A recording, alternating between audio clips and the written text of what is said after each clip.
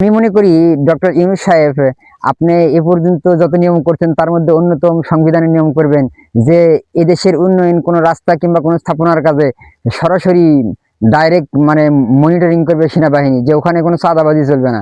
কেননা কন্ট্রাক্টর থেকে যদি 10,000 খায় ও 1 লাখ মারবি, 1 লাখ খাইলে 10 লাখ মারবো, তার মানে রাস্তায় শেষ।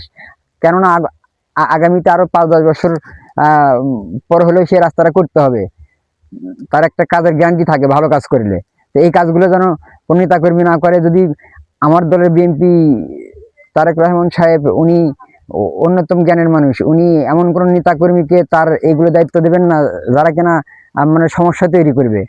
এবং অন্য কোনো দলের লোকও যদি সমস্যা তৈরি করে সেগুলো আপনি দেখবেন, কিংবা অন্য কোনোভাবে খারাপ লোকই মনে করেন ভালো হয়ে আসে আবার খারাপ করছে, এরকম টেনশন করার মতো যেন কোনো পরিবেশ এ পর্যন্ত কোনো সিস্টেম জানি না মনে করতে পারেন। তো সকলকে জানাই ধন্যবাদ। আসসালামু আলাইকুম।